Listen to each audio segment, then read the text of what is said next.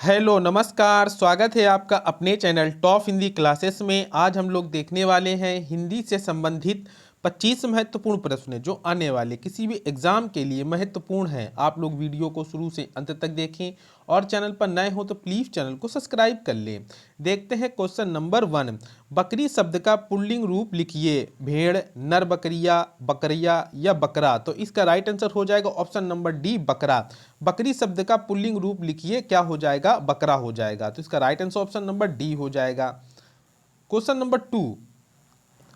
कौवा के स्त्रीलिंग के निर्धारण के लिए क्या किया जाता है? कौवा के अंत में ई लगाते हैं, कौवा के अंत में आनी लगाते हैं, कौवा के पहले स्त्री लगाते हैं या कौवा के पहले मादा लगाते हैं। तो इसका राइट आंसर हो जाएगा ऑप्शन नंबर डी, कौवा के पहले मादा लगाते हैं। कौवा का स्त्रीलिंग बनाने के लिए उसके पहले क्या लगाते हैं? मादा लगाते हैं। तो क्या हो जाएगा? मादा कौवा। क्या हो जाएगा? मादा कौवा हो जाएगा। इसका स्त्रीलिंग रूप हो जाएगा। तो इसका right answer option number D हो जाएगा। Question number 3। मंत्री शब्द का लिंग क्या है? पुल्लिंग, स्त्रीलिंग, नपुंसकलिंग या उभयलिंग। तो इसका राइट आंसर हो जाएगा ऑप्शन नंबर डी, उभयलिंग। मंत्री शब्द का लिंग क्या हो जाएगा? मंत्री शब्द का लिंग उभयलिंग हो जाएगा, जो वाक्य के अनुसार होता है, या पुल्लिंग या स्त्रीलिंग, इसीलिए इसका उत्तर क्या हो जाएगा? उभयलिंग हो जाएगा। तो इसका right answer option number D हो जाएगा। Question number 4। अपवाद को छोड़कर वर्णमाला के अक्षरों के नाम किस लिंग में होते हैं? पुल्लिंग, स्त्रीलिंग, नपुंसकलिंग या उभयलिंग। तो इसका राइट आंसर हो जाएगा ऑप्शन नंबर ए, पुल्लिंग होते हैं। अपवाद को छोड़कर वर्णमाला के अक्षरों के नाम किस लिंग में होते हैं? तो पुल्लिंग होते हैं। तो इसका right answer option number A हो जाएगा। क्या हो जाएगा? पुल्लिंग हो जाएगा। Question number 5। क्रिया के अलावा संज्ञा के लिंग के अनुसार किन शब्दों के रूप में परिवर्तित होते हैं? विशेषण, विशेष, कारक या विकृत अवयव। तो इसका राइट आंसर हो जाएगा ऑप्शन नंबर ए, विशेषण। क्रिया के अलावा संज्ञा के लिंग के अनुसार किन शब्दों के रूप परिवर्तित होते हैं? तो वह है विशेषण के। तो इसका right answer option number A हो जाएगा। Question number 6। कोई शब्द में कौन से विशेषण का बोध होता है? परिमाणवाचक विशेषण, सार्वनामिक विशेषण, मूलावस्था या उत्तरावस्था। तो इसका राइट आंसर हो जाएगा ऑप्शन नंबर बी, सार्वनामिक विशेषण।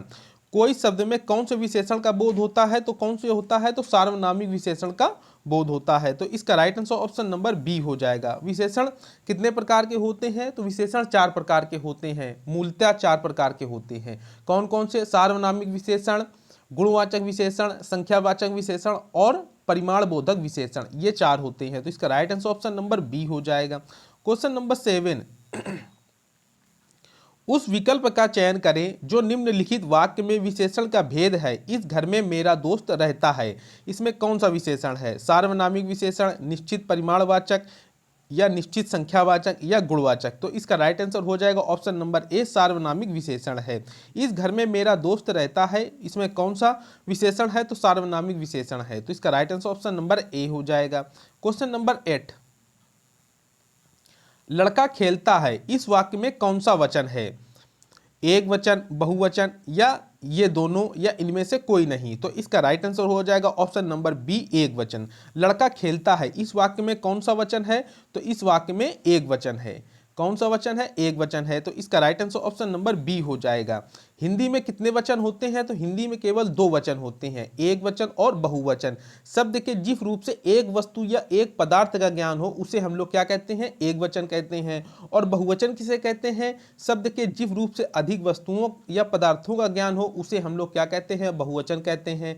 जैसे बालकों, घोड़ों, किताबों, ये सभी क्या है? तो ये सभी बहुवचन है। तो इसका right answer option number B हो जाएगा। Question number 9।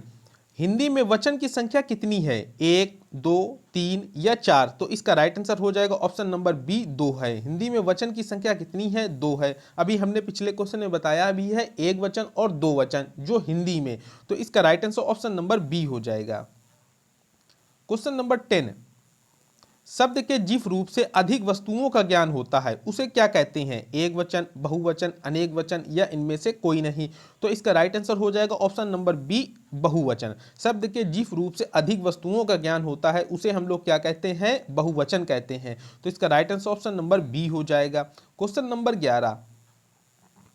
मुनि शब्द में किस शब्द को जोड़ दिया जाए कि वह बहुवचन में हो जाए? जन, वृंद, गण या वर्ग? तो इसका राइट आंसर हो जाएगा ऑप्शन नंबर बी, वृंद। मुनि शब्द में किस शब्द को जोड़ दिया जाए कि वह बहुवचन हो जाए? तो मुनि वृंद। तो इसका right answer option number B हो जाएगा। क्या हो जाएगा? मुनि वृंद हो जाएगा। जैसे जन में क्या हो जाता है? युजन। गण में क्या हो जाता है? तो कृषक गण। इसी तरह वर्ग में क्या हो जाता है? तो छात्र वर्ग। इसी तरह लोग में क्या हो जाता है? तो नेता लोग। तो इस तरह right answer option number B हो जाएगा इसका। क्वेश्चन नंबर 12, कृषक शब्द में किस शब्द को जोड़ दिया जाए कि वह बहुवचन में हो जाए? जन, वृंद, गण या वर्ग? तो इसका राइट आंसर हो जाएगा ऑप्शन नंबर सी, गण। कृषक शब्द में किस शब्द को जोड़ दिया जाए कि वह बहुवचन हो जाए? तो किस शब्द को? गण को जोड़ दिया जाए। तो इसका शब्द क्या बन जाएगा? कृषक गण बन जाएगा, जो बहुवचन हो जाएगा। तो इसका right answer option number C हो जाएगा। काफी इंपॉर्टेंट प्रश्न है। कई बार यूपी पुलिस के एग्जाम में, यूपी SSSC के एग्जाम में, अनेक भर्तियों में भी ये शब्द पूछे गए हैं। तो इसका right answer option number C हो जाएगा और आप लोग इसको ध्यान भी रखिएगा। क्वेश्चन नंबर 13, यदि वर्तमान काल की कोई क्रिया दूसरी क्रिया पर निर्भर हो तो उसे क्या कहते हैं? सामान्य वर्तमान, अपूर्ण वर्तमान, संदिग्ध वर्तमान या हेतु हेतु मद वर्तमान? तो इसका राइट आंसर हो जाएगा ऑप्शन नंबर डी हो जाएगा, हेतु हेतु मद वर्तमान। यदि वर्तमान काल की कोई क्रिया दूसरी क्रिया पर निर्भर हो तो उसे क्या कहते हैं? हेतु हेतु मद वर्तमान कहते हैं। तो इसका राइट आंसर ऑप्शन नंबर क्या हो जाएगा? डी हो जाएगा। काल के कितने भेद होते हैं? तो 3 भेद होते हैं। कौन कौन से? वर्तमान काल, भूतकाल और भविष्य काल। वर्तमान काल के कितने भेद होते हैं? तो 5 होती हैं। भूतकाल के कितने होते हैं? तो 6 होते हैं। इसी तरह भविष्य काल के कितने होते हैं? तो 3 होते हैं। तो इसका right answer option number D हो जाएगा। क्वेश्चन नंबर 14, यदि वह चला गया तो, यदि वह चला गया हो तो फाटक बंद कर दो, यह किस काल का उदाहरण है? सामान्य वर्तमान, अपूर्ण वर्तमान, संदिग्ध वर्तमान या हेतु हेतु मद वर्तमान? तो इसका राइट आंसर हो जाएगा ऑप्शन नंबर डी, हेतु हेतु मद वर्तमान। यदि वह चला गया हो तो फाटक बंद कर दो। तो इसका right answer option number D हो जाएगा, हेतु हेतु मद वर्तमान हो जाएगा। क्वेश्चन नंबर 15, तुमने मेरा घर देखा था, यह किस काल का उदाहरण है? सामान्य भूत, अपूर्ण भूत, पूर्ण भूत, हेतु हेतु मद भूत? तो उसका राइट आंसर हो जाएगा ऑप्शन नंबर सी, पूर्ण भूत। तुमने मेरा घर देखा था, यह किस काल का उदाहरण है? पूर्ण भूत। पूर्ण भूत का हो जाएगा। जैसे सीता गई थी, यह भी क्या हो जाएगा? पूर्ण भूत हो जाएगा। तो इसका right answer option number C हो जाएगा। क्वेश्चन नंबर 16, क्रिया की विशेषता बताने वाले को क्या कहते हैं? विशेषण, क्रिया, क्रिया विशेषण या सर्वनाम? तो इसका राइट आंसर हो जाएगा ऑप्शन नंबर सी, क्रिया विशेषण कहते हैं। क्रिया की विशेषता बताने वाले शब्द को क्या कहते हैं? क्रिया विशेषण कहते हैं। तो इसका राइट आंसर ऑप्शन नंबर क्या हो जाएगा? सी हो जाएगा। क्या हो जाएगा? सी हो जाएगा।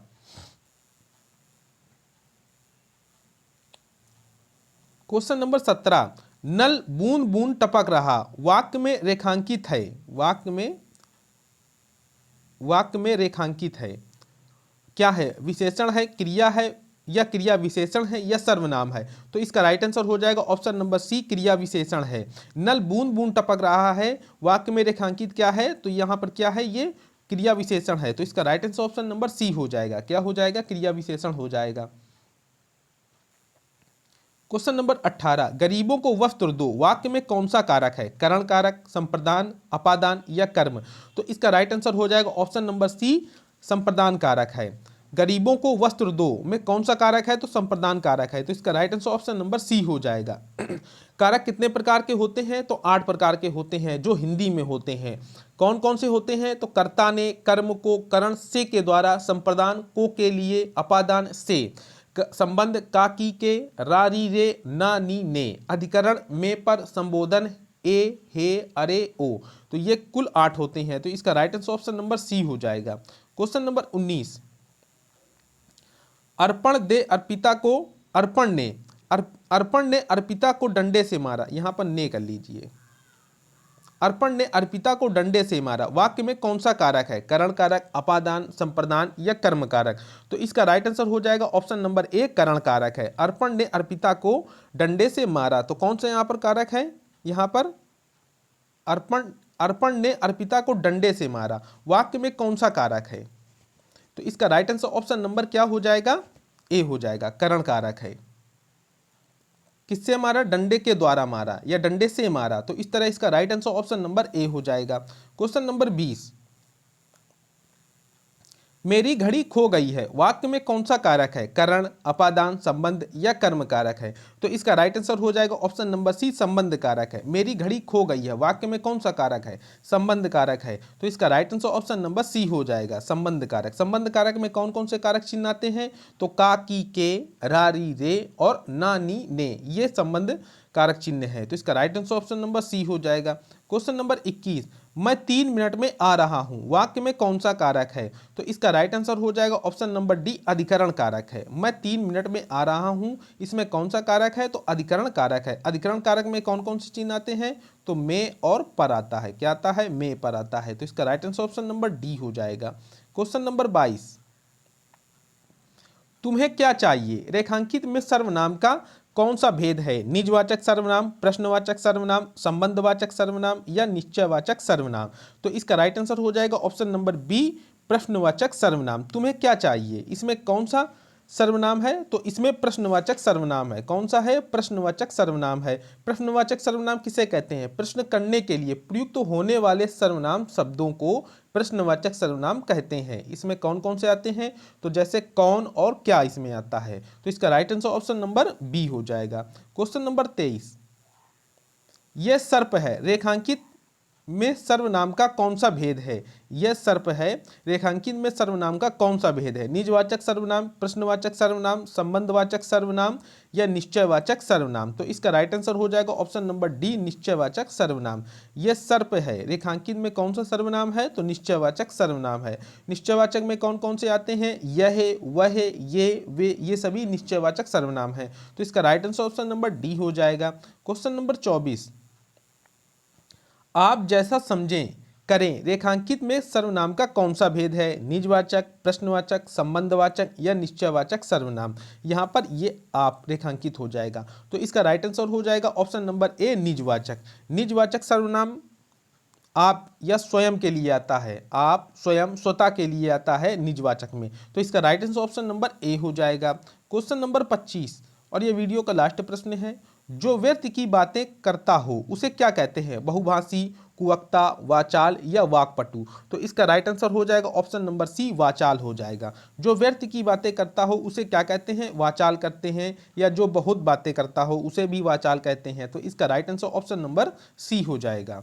ये वीडियो का लास्ट प्रश्न था। इस वीडियो में अभी हम लोगों ने हिंदी से संबंधित 25 महत्वपूर्ण प्रश्नों को हल किया है। वीडियो अच्छा लगा हो तो प्लीज़ चैनल को लाइक तथा शेयर कर दें। मिलते हैं नेक्स्ट वीडियो में। Thanks for watching.